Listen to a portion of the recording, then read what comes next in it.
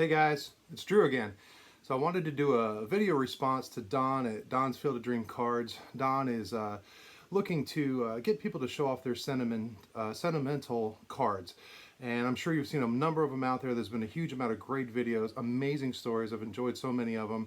I've enjoyed all the ones that I've watched, and so I wanted to give my little thing. And as you can see, I've got a little bit different angle in the room, and this is in tribute to Don. Don and I have gotten to know each other offline. He's been building some display cases, and I've built all the display cases. So I figured I'm going to move my camera, let you see some of the cases and some of my other parts of the collection. And just for you, Don, stuck over here, 1948 original sport magazine with Stan the Man on it, autographed by Stan, that my wife gave me for Christmas a number of years ago. So yeah.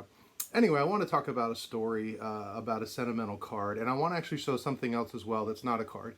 So I want to talk about my mom. And my mom passed away in 2008, and my mom loved us, my brother, my sister, myself, and she didn't always understand us and our passions or whatever. She knew I was a huge baseball fan growing up, of course, but she didn't quite get it. And she would try it. It was kind of fun, but my mom was she would always go the extra mile to try to figure out what to do to make something really good for all of us, for my father, for any of us kids or anybody. I can tell so many great stories about my mom, who she was as a person, some that were funny.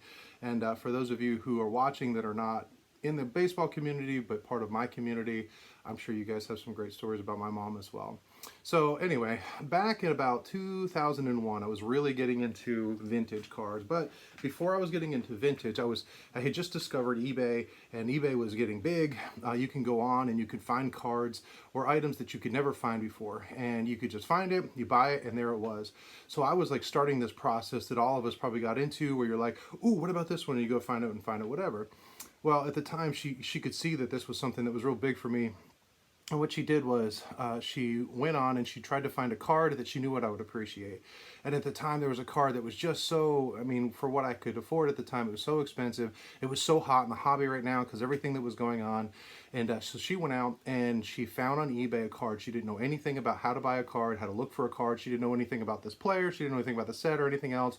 But she took the time to ask people around me, what is it that Drew would want? And she found this card and she gave it to me for Christmas. And it's because of that, it's an extremely sentimental card. Since that time, the card has dropped in value. It's like so many cards do.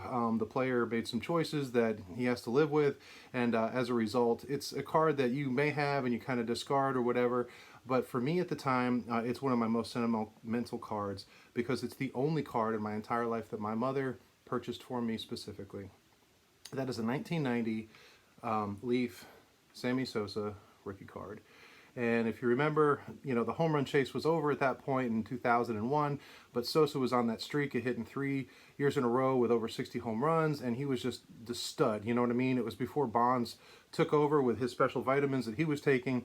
So Sosa, McGuire were still the kings, and so she went and she got me a rookie card of Sammy Sosa, who was one of the hottest players. And it doesn't matter the value now. It doesn't matter what it could sell for. It doesn't matter that you can go find lots of them for pennies. The point is this is the only card that my mother ever gave me, and I wanted to show it off. But I also wanted to show off something else. I'm going to show you one of my most prized possessions, and I've not shown this in a video. I don't even think I've mentioned it. This is one of the pieces that I've actually had for the longest amount of time.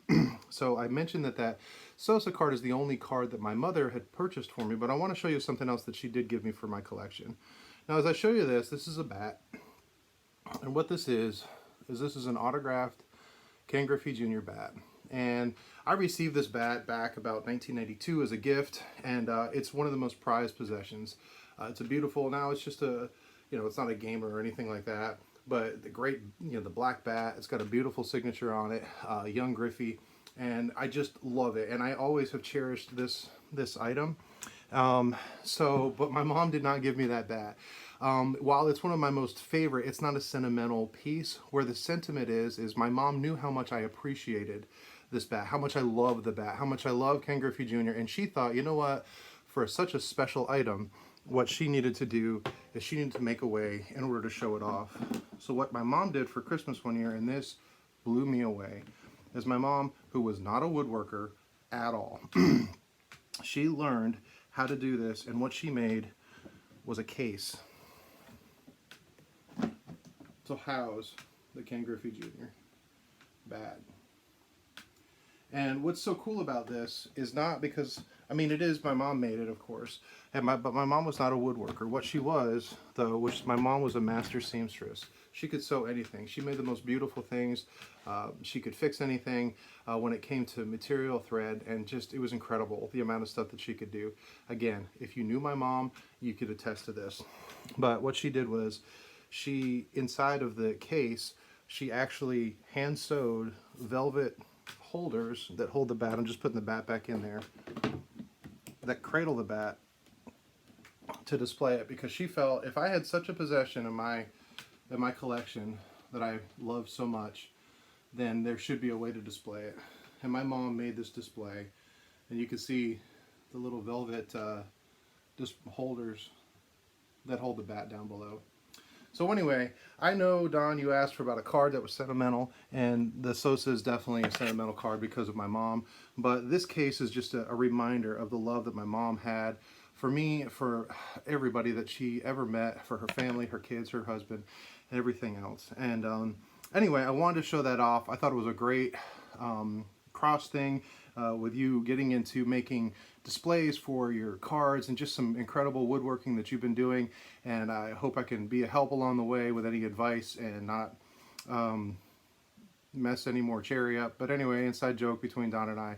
But anyway, I wanted to show off this case because I haven't. I love the bat. I mean, I love the bat. It's just a great part of my collection, but the case makes it so much better. It's just a wrap. It's almost like a hug from my mom, and I miss her terribly, but I just appreciate everybody listening to my ramble here for 7 minutes or so. And anyway, I wanted to share that off. Don, I appreciate you. I appreciate your friendship. I appreciate the support you've given for me and so many others in this community. So thank you for the opportunity to do this VR. Go check out some of the other ones that people have done.